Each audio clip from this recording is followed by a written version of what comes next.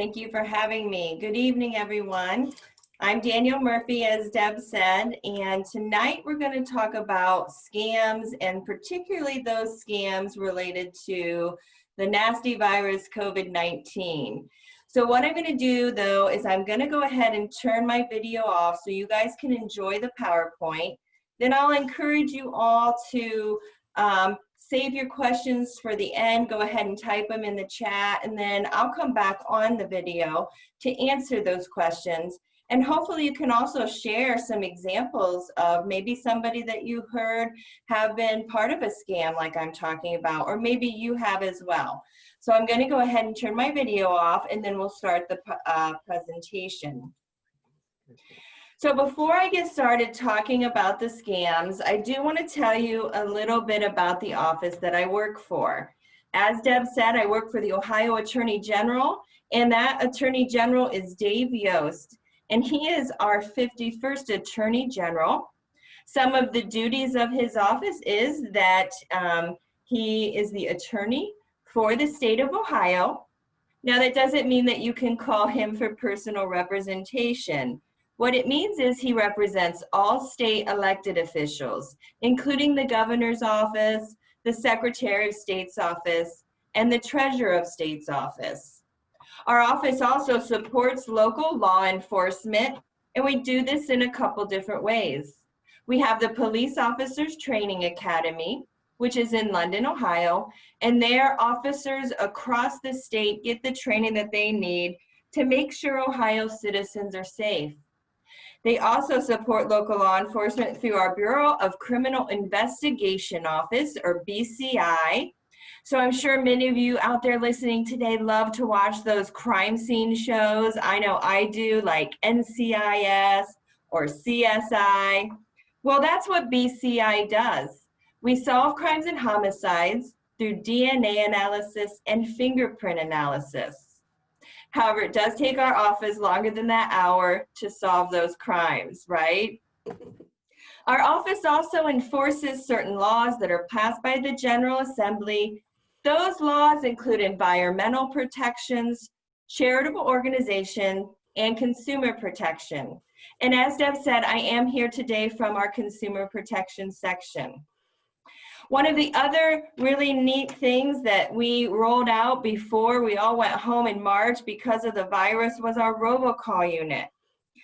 Our Robocall Unit wants to help individuals and try to stop those robocalls, to make it a more difficult state to actually, for those robocalls to come through. But there are two different types of robocalls, right? There are those calls that many of us get as reminders from our doctor's office that we have an appointment coming up. Maybe I like getting those robocalls when my son's school is going to be delayed because of fog, or maybe there's too much snow. So those would be those legal robocalls, which has been why it's been so hard for lawmakers to stop all robocalls, because then we would stop getting those types of robocalls as well. So this is just a nice publication. You can go on our website and pull down different types of publications. This just gives you some do's and don'ts of those phone calls. You want to register your phone number with the Do Not Call Registry, and it does help cut down some of those calls. Our biggest tip that we try to give consumers and individuals, though, is just don't answer. If you don't know who's calling you, if that number on caller ID doesn't pull up someone that you have saved into your calls, don't answer it. If it's important, or if it's somebody that needs to talk to you, they will leave a message, and then you can call back within minutes. So scammers use a variety of tactics to get through to us and try to get us to scam us into giving them different information. I'm going to point out a few red flags of how these scams kind of work. And one of them is scammers follow the headlines, right? They want to look, and they're looking for different natural disasters. They'll claim to be from an organization wanting donations, maybe for victims, Also, unfortunately, right now, that involves COVID-19, this virus. So, you know, they're gonna follow our emotions, and we all have heightened emotions right now, right? I know I do. We have fear, loss of groceries. I know I still go to the store and certain items aren't on the shelf. Toilet paper loss, loneliness, all of these emotions, these scammers are going to use those tactics to try to get us to give them whatever information they want. Also, the financial downturn. Many people unfortunately have lost jobs because of COVID. And so this is also going to be something that these scammers are going to use to try to tell us maybe we've won something, or maybe we're going to get a new stimulus check and more money. And I'll talk a little bit more about that in a few minutes. Also, they use these scare tactics like pressure to act immediately. If you don't give me this information, I'm going to come and arrest you. If you don't pay to get out of this ticket or problem that they're trying to tell you and convince you that you're in, they're using that emotion so that you don't have time to think. Also, anytime somebody calls and requests for any personal information, I'll break this down a little bit more later, but we see this in the imposter scam, where maybe you get a phone call from someone claiming to be from the Social Security office. They may tell you that your Social Security benefits are going to be greatly reduced if you don't give them certain information. You should never give out your Social Security number to anybody over the phone. And if they ask for this information, you need to ask them, why do you need this? Why is this important? And then you want to ask someone that you trust to talk about how someone's asking you for this information. They also request certain forms of payment. We see this more commonly now through credit cards and prepaid money cards. They might ask for an Amazon gift card as a form of a payment, or an iTunes gift card. If anybody's requesting this form of payment, more than likely it is a scam. Request to keep the conversation a secret. So many of these scammers maybe try to befriend you on social media or maybe a dating website, and they want to tell you not to tell anybody. It's just between you and I, this relationship, and if it gets out, then somebody's going to make us stop this relationship. So if anyone's trying to tell you not to tell someone, that's a red flag that it could be a scammer as well. And guaranteed to make money, like I said, with this financial downturn, the loss of jobs, just the insecurity and heightened, you know, a lot of pricing has gone up. This is another way that they say that, you know, oh, you've won this lottery and all you need to do is give me this personal information. We're all financially driven. We're waiting on that paycheck to come. We want to play the lottery to get ahead of the game and try to gain money. So scammers also use those tactics to try to feed all these emotions and all of these things that we're going through. And then another big red flag to a scam is if they tell you to send the money out of the country. A lot of these scammers, unfortunately, are out of the country, and they're just getting money from us here and taking it for themselves.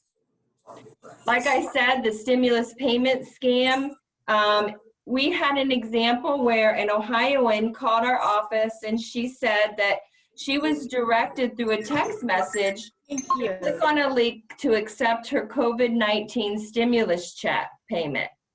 This is not going to happen. Now, I know that many of us have received our stimulus payment back at the beginning of COVID, and we've heard rumors that potentially there's going to be another stimulus check coming out. Well, I would really recommend that you would go to this website or call this 800 number just to make sure to see if you are getting one or not.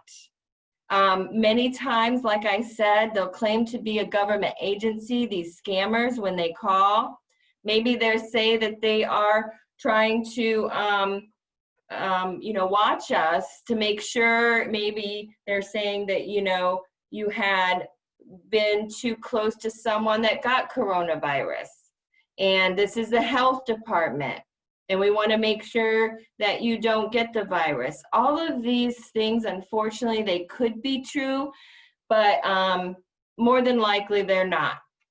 So let's talk about those health and testing scams because of COVID. There are ads out there and messages that there are treatments, cures, and vaccines, and there just is not right now. There are no vaccines or cures for COVID-19. So if you get a message or an ad that tries to claim that they are, it is false. There are also no mandatory testing requirements right now. So if you get a phone call or a text claiming that you have to go and get tested mandatorily, that is just not true. And as I said before, maybe you get called and they try to claim that they are a contract, that you are being contacted because they're contact tracers, that you've been around someone that has the virus. Make sure you never give your social security number out for that. That happened to me once before I was giving a presentation similar to this. I got a text message and it said it was the health department and it wanted me to go get tested. I looked up the number of the actual health department here in Franklin County, and they are not sending messages like that. So just be aware of that. Also, they'll try to say that you can get a test to take at home. These are fake at-home tests. They don't have those as well either. So if you get someone that claims to be from the CDC or a government agency, I would suggest looking up the actual telephone number in the phone book or online and calling them yourself to see if they're really trying to get a hold of you. And unfortunately, like I said, because of the virus, we're stuck at home right now. I know that we're lonely, so maybe you reach out online for companionship. Maybe you're talking to someone. You may be struggling with loneliness and depression. You want to be aware of this. The difference, there are a lot of great dating sites out there. I'm not saying that they're all bad, but you want to be aware that if shortly after you've met someone online, they're not willing to meet you in person, or they ask you for money right away, this is a true tale that it is a scammer because they're just trying to get money from us. They're going to befriend you and try to make you feel like they are your friend and that you're just helping out, and that's what friends would do. This is how these scammers work. You also might be lonely and think it's a great time for a pet. So many people right now are getting pets and puppies because they're home and they can train them. Well, just be aware, maybe be careful and beware of scammers. If you you should never buy something sight unseen. So if you're on a site out there on the internet or on the web and you see this picture of a great puppy, many scammers use these websites because it's a good idea. If you don't talk to someone, you should always see someone before actually sending payment or something like a puppy or a car or anything like that. Also, because we're stuck at home, we want to make our houses look great, right? We're in them 24/7 sometimes. I know I am working from home. I'm just staring at all these, walls around me, and I want to spruce some things up. If you hire someone to do work, I want you to know that you should never give large sums of money up front before somebody starts work in your home. It is okay, and it is law that you only have to put a third of the money down in order to have that project getting started. And wait till the job's halfway through to your satisfaction before giving another third of the money down.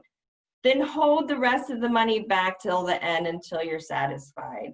Unfortunately, sometimes these contractors will go door to door claiming that they were working for a neighbor, and they'll ask you for a check up front, and then you'll never see them again. They'll claim that they need to buy maybe the materials for the job or something, and that's why they need the money. So just be aware of that. And so just to kind of wrap things up, and again, we're going to have plenty of time for questions or comments or examples of any scams that you may know of. Never give out your personal information. It is up to you and I to protect our personal information. Don't give out your social security number. Don't give out any bank account numbers, or send gift cards or prepaid money cards through the mail. That is a sign of a scammer. Avoid those scare tactics. Like I said, they want to scare you into getting whatever it is they're asking from you. So you want to make sure to take some time and some deep breaths. Think through, what is this person saying to me? Does this even make sense? Go get someone, your mom, your dad, your brother, your sister, caregiver. Or, maybe you pick up your phone. Many of us have landlines, and many of us also have cell phones. So pick up that cell phone and call and verify if, it could be true or not. Listen to a trusted source, like I said, a family member, a doctor, a caregiver. Ask them and talk to them about anything going on, any of these phone calls that you're getting. I was telling Deborah earlier, I'm getting way more phone calls than I've ever gotten from people that I don't know about. I'm also getting all these friend requests on social media and Facebook of people that I do not know, and I don't accept them, and you should not either. Also, just remember, there are no current vaccines or cures right now for COVID-19. We are waiting for that, but it just hasn't happened yet. So please be aware of that as well. So you can, our section does many different things in the office that people usually aren't aware of. One of those things is, if you have a problem with a business, maybe they claim that they would take $20 off if you signed up for a monthly membership and they didn't do that, you can file a complaint with our office. We offer a free service where we work with you and that business to try to get the resolution you desire. You can also go to ohioprotects.org for those publications that I was telling you about. You can contact our office several different ways. This is the 800 number for our call center. If you have any questions or want to see if there's been any complaints against a business, you can call this phone number and they can help direct you. I was talking to Danielle earlier. I mentioned a friend of mine just had all of her savings drained out, and whatever they had in checking, not even sure whether she was hacked or not. So can you use that example of how a scammer can kind of get access to that kind of thing? Yeah, so I was also sharing a story. I have a friend whose daughter was part of a scam, and what happened was she answered a phone call that she didn't know who it was, and it happened to be a scammer, but they claimed to be from, let's say, the Social Security office. They said that her information was compromised and she was going to get in trouble by the law because there was a crime committed somewhere and her Social Security number was attached to that crime somehow. So she was scared enough, and she's only in her mid to late 20s. Her and her husband were saving for a home. The scammer got her on the phone, scared her into thinking she was in trouble. Then he came alongside through a calm voice and said, "Don't worry, I'm going to help you fix it. What I want you to do is I want you to go to the Target at Lenox. I want you to get gift cards and call me with those numbers." But first he had her go to the bank. And this was a 3-hour ordeal for this woman. This is how convincing and conniving they are. It doesn't matter who you are. She was a professional young person who they called at the wrong time. She was vulnerable for some reason and believed them. So he was able to get her to go to her bank, drain her account, then go and buy gift cards, then give them the numbers on the back of that gift card, and then they can take that money electronically and it just disappears. So that's one of the ways. Another way that it could have happened is maybe she was getting gas and there was a skimmer on the gas pump. We've heard of that before, and they've gotten the banking information and they just wipe it clean. So the other thing that's important to do, and I would suggest, is make sure you look at your bank statements and your credit card statements regularly, making sure that those charges on those statements are actually yours. And if there's something on there you don't know about, you need to look into that and call and try to verify if it was something that you charged or not. All right, so Danielle, what if we fell for it and don't know where to go first? Should we call your office or? Absolutely. So I would call our office and file a complaint that you've been scammed. Hopefully that doesn't happen, and you know the red flags and you know how not to, because unfortunately a lot of times these scammers are from out of the country and it's really hard for us to track them down. It's hard for us to get your money back, but we do want to know. So you can file a complaint with our office. You can file a complaint with the Federal Trade Commission, and you can also call the Better Business Bureau. We all work together. All of these organizations want to try to help you. The other thing that you can do is, if you do get a robocall, you can help us by reporting that call. And you can text Robo to 888-111-111. 888-111. So text Robo to 888-111, and it'll be like filing a complaint with our office. And what this is going to help us do is keep a list and track these numbers so that it makes it much more difficult for those numbers to be used, and then hopefully we can try to stop those robocalls. The one thing I get out of this presentation is, if you don't know the phone number, don't pick it up. I mean, Right. I've always taught my girls that if someone really wants you, they will leave a message. Right. That is true. That's why we say just don't answer. If you don't know who's calling, just don't answer. I have a friend who got a call from a scammer. He didn't know it was a scammer at the time. And they persuaded him to give part of his social security number. Now, they persuaded him to give, I think, the last 4 of his social. And then when he got that, he realized that was a scam and he hung up. And so they didn't get any further information than that. Is there anything he can do to prevent something from happening, or what would he do to protect himself in that moment? And then what, if anything, could he do to prevent something like that happening again?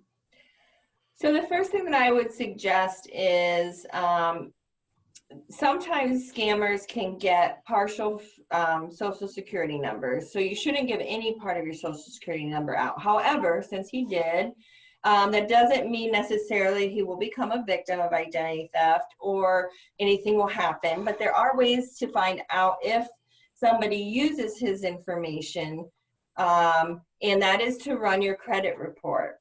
And currently, the 3 credit reporting agencies are extending free credit reports. So you can get a weekly free credit report from those 3 credit reporting agencies. And I know this isn't a lot of information, but those are Experian, TransUnion, and Equifax. You can call one of those agencies and ask to have your credit report run. And what this does is it shows anything that you've ever requested for credit. So for instance, you've tried to apply for a credit card, you've bought a car, maybe you bought a house. These are all things that'll show up on your credit report. So if somebody's used your social security number for that purpose, it would show up on his credit report. The other thing you can do is if he does run that credit report and there is something on there, he would want to put a freeze on his credit report. It's free to place. It stays on forever, and nobody can access his credit as well as him. Now, if he wants to or needs credit, let's say his car breaks down and he's in the market for a new car, he would have to thaw that credit report or unfreeze it. And he could do that as well. So that's the one way that he then could protect his information if he thought somehow it was compromised or it did get out. So hopefully that helps. Again, try not to give that information, but there are ways to see if somebody has compromised or used his information, and that would be running that credit report. They have extended that free credit report weekly through April of 2021. Perfect. Thank you for that. And you do have 2 more questions here in the chat. The first one is it true that Social Security won't call you? They will not call you. I mean, I don't know if you've ever tried to call the Social Security office. It's not an easy feat to do, but they will answer. So if they've called you, what I would suggest, if you're not sure, is say, well, how about this? I'm going to call you back. Then you hang up the phone. Don't use the number that came up on caller ID, but look up the legitimate number for the Social Security office and call them. More than likely, they did not call you and it's a scammer, because right now, that's the imposter scam that we are seeing. They're impersonating the Social Security office. Like I said, they're trying to scare you into thinking you're not going to get your benefits, or they're telling you that it's expired and you need a new Social Security number. So you should not give that information out. Have you ever heard of the AEP scam about your power being cut off in half an hour? Oh, okay, never mind. I just saw that one on Facebook today. They try to get you to pay your bill to them on Zelle or the Cash App. Okay. Yes, I mean, I've heard of that happening. Again, that would fall into those scare tactic scams, right? They're scaring you into thinking they're going to shut off your electricity and forcing you to pay immediately so you don't think about it. So remember, that's a tactic, and it could be anyone. It could be, this is the IRS and you owe me money, and if you don't pay, I'm going to come and arrest you. This is the electric company. Your electric's going to get shut off if you don't pay. So those electric companies, any utility company, they're not going to ask you for payment over the phone or through any kind of Venmo or any high-tech system of payment like that. It's going to be either a credit card, a debit card, or a check that they're going to want payment. Before I go on to the next one, so that AEP one reminded me of a situation. I don't know if it was a scam. Maybe you can tell me if it was. But we multiple times here at my house had someone who claimed to be from AEP coming trying to sell us, I think, energy efficient something or other. It felt like a scam, so we turned them away, but I don't know. So those are not necessarily scams.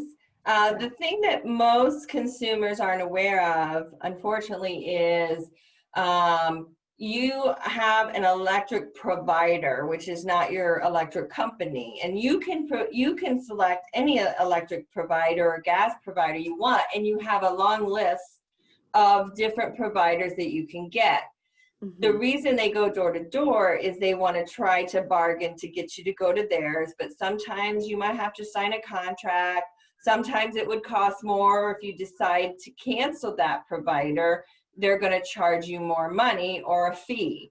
So you can go to, hold on, let me think of the organization that helps you to look for that. It is the, I can't think of it right now, but if you Google electric providers. I didn't even realize this was a thing till I started this job, where you can get lower rates for your electric and gas. It's like shopping. You want to make sure you're getting the best bargain for your dollar. So, but what I would say is, for those door-to-door people that are trying to get you to switch, never give them your bill, because then they can get your account number and they can get a lot more information off of that bill than they need to have. So if somebody comes to your door, thank them for the offer and tell them you'll do your own homework and decide which electric or gas provider you'd like to go with. How about fake charities, health-related billing, and issues of people coming to your front door? Okay, so we kind of addressed the coming to the front door thing. I just, most of the time, don't answer it. I'm a consumer, and if I want to change my electric or gas, or if I want to buy books from someone or meet, I'm going to go do my own homework and look into that myself. So I just don't want solicitors coming to my door. However, if you do answer that, just you can look them up. Again, to kind of go on the charity thing. So you can always Google a company name or a business name to see if it comes up, and kind of track to see if they're really who they say they are when they come to your door.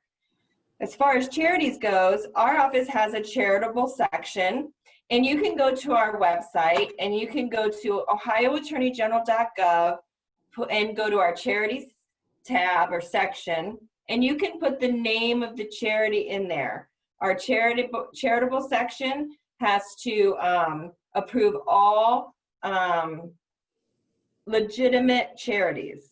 I say legitimate because there are a lot of scammers out there pretending to be charities and taking people's money. So go onto our website, put the name of the charity in there, and it'll tell you if it's a legitimate charity or not. And then the other one was medical billing, I believe. So unfortunately, just like someone steals your information and identity to open a credit card, a lot of people unfortunately need medical procedures that they can't afford. They don't have insurance. And so a lot of times, if our social security number has been compromised, it could go out on the black web and go up for sale, and somebody may use that social security number for different medical procedures, if that's what they're talking about. You want to just be careful and make sure that you verify all the information before having a procedure done if your information has been compromised. What about unexpected money? So this is probably a fake check scam that you're talking about. One of the biggest tips that I tell my groups of people is, if it sounds too good to be true, then it is. Nobody's going to send you a check for $15,000 just because we looked cute that day, right? I put a blouse on for tonight. Nobody's going to reward me because I decided to put a shirt and pants on today. My husband got a check like this in the mail, and there's just no reason for it. I mean, they're playing on our emotions again, right? It's the financial side of it. That $1,500 would go a long way to help me pay bills or get some food or a pair of shoes or a winter coat. Scammers use those tactics all the time. So money's just not going to drop in our laps. So keep that in mind. I can't remember if you covered this. You might have briefly in your presentation. But another one I've been seeing with social media, getting friend requests from people who I'm already friends with, but it's a different account of theirs. Right. So this happened to me several years ago, and I was at work and I was on a break and I was checking my Facebook, and I had a friend request from someone that I was already friends with, or I thought, but I know that she wasn't on Facebook very often. So I thought maybe she had gotten off and then started a new account, so I accepted it. Within 3 minutes, I got a message in Facebook Messenger, and it said, "Hi, how are you doing? It's been a while." Well, that was my first clue. because I was with her that weekend at a retreat. So what I would suggest that you do is if you get a friend request and it's someone that you think to yourself, I think I'm friends with them, you can go into your friends list and look. And if they're already there as your friend, then you know it's a scammer trying to ask you to be their friend. They've stolen that person's profile picture, probably is all, and information and name, and then that's what they're doing.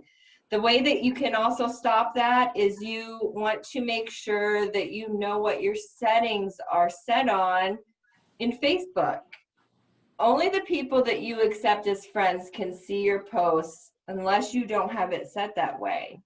If you don't, then anybody all over the world can go in and see all of your posts and request to be your friend. I was telling Deb earlier that I've gotten way more friend requests during COVID, and not necessarily from people I know, but from just these men that I don't know, and I just delete them.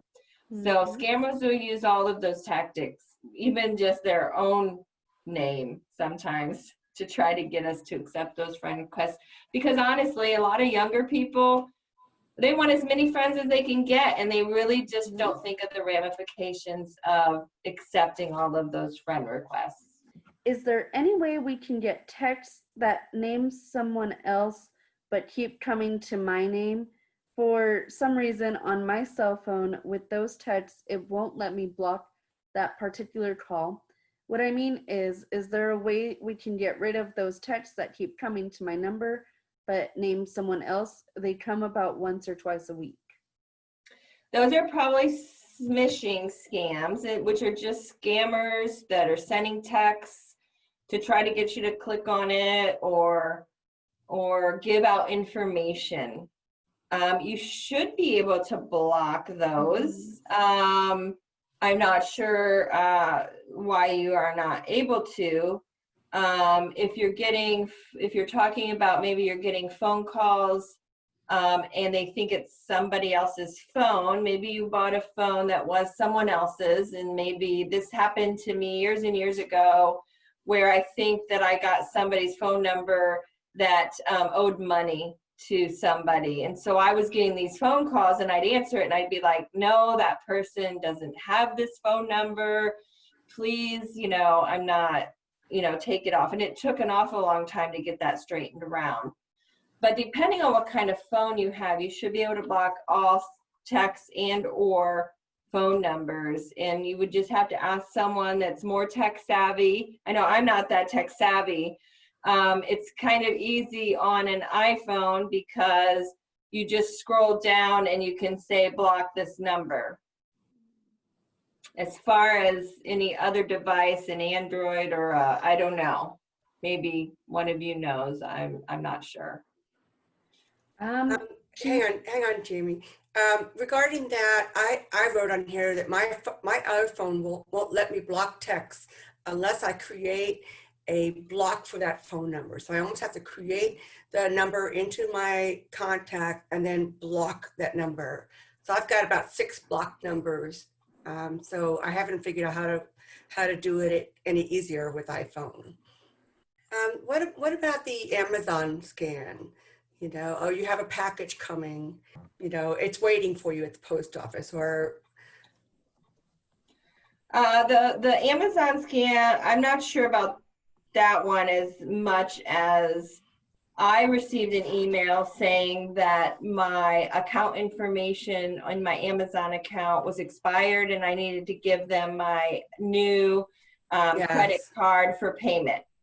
Luckily, this happened to me right after I had made a lot of purchases last year for Christmas on Amazon. So I say luckily because I had already received all of my packages. So I knew I had no orders out there that would have been charged, but it looked so real. It had the Amazon logo. And honestly, if I would have ordered all of those things and got that email before I received them, I might have had to stop and think, because it's tricky. I would have wanted my packages for Christmas. So just be aware, you know, you really have to look and try to discern your gut instinct sometimes that that it's probably just a scam. Yeah. I know I had a scary incident. I want to say it was 2 years ago now, where I got an email receipt from a store that I used to frequently shop in my hometown, and but I got it from it said a city that I had never been to, and it was weird that I got that. And so I ended up Googling the store itself and Googling their number, calling the store itself and verifying, hey, I got this email receipt, but I've never shopped there before. I've shopped at other locations, but not in your city. And they're like, oh, you are not the first person to call us. It's a scam. Just ignore it. We've received many of those calls from different people saying that they got the same email. And so I never looked too much into it. I just deleted the email and forgot it happened until just now. But yeah, that was kind of scary in that moment. Yeah. Scammers are really scary people. And unfortunately, because I used to go out in person and give these presentations and hear people share their stories about how they were scammed out of thousands of dollars, and it affected their life when they were just trying to help and do what they thought was the right thing. Is it really safe to save your credit card info on sites you regularly order? I would say if you have a secure Wi-Fi, and that's where you have to put a password in order to get into it. That's a personal preference. I know that I will save it onto my phone because I have face recognition, and I don't mind that. I feel safe, but I also have a safe Wi-Fi or a secure Wi-Fi where you have to put a password in. I would not suggest doing that if you're going to use unprotected Wi-Fi. So for example, if you're traveling, or maybe you're even at McDonald's and they offer free Wi-Fi, don't do any shopping or banking on those free Wi-Fi. That's where a scammer could get your personal information. But if you are in a secure Wi-Fi situation, I do it. I'm not saying that you should do it, but I do it, and I kind of like that. I don't have to go get my card every time I want to buy something. Well, of course, when we get off of here, we're going to have a million questions come our way and probably get all kinds of texts this week that makes us think. You know, when we work with people with intellectual and developmental disabilities, you know, there's that feeling that we must be compliant.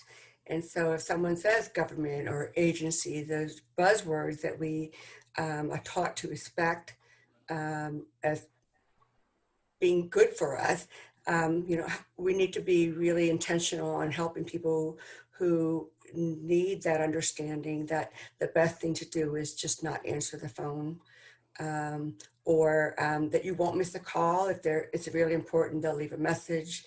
If we would just maybe have to rethink that compliant thing. If the phone rings, we must answer the phone. You know, so we don't have to do that. So I guess we need to get that simple message out that not answering and doing some research or asking someone to help with better understanding. So Danielle, I really appreciate you helping us up tonight. This is being recorded, so we will edit it and make it look nice, and we will post it on our the Center for Disability Empowerment's YouTube channel. And I really appreciate all your wisdom. I spoke clearly tonight. And, you know, I know that I have your contact information should someone come up with a question, you know, in the following week or so, Absolutely. get that to you. So thank you so much. No problem. Thank you. And again, thanks for having me. I hope you guys learned something. And please, please, please share this information with anyone else that you know or that couldn't come tonight. It is just really important to get the information out there so people know about these scams. Mhm. Oh, maybe I will say this on the Ohio Family, Central Ohio Family Network Facebook page. We post these kind of trainings, but we also post when those recordings are ready to be viewed. So, you know, if you forget what we talked about, just go to Central Ohio Family Network Facebook page and we can help you with that as well. So thank you all for joining us. Thank you so much, Danielle. I Thank appreciate you. you and all your work. Thank Take you. care. Have a good evening. You too. Bye-bye.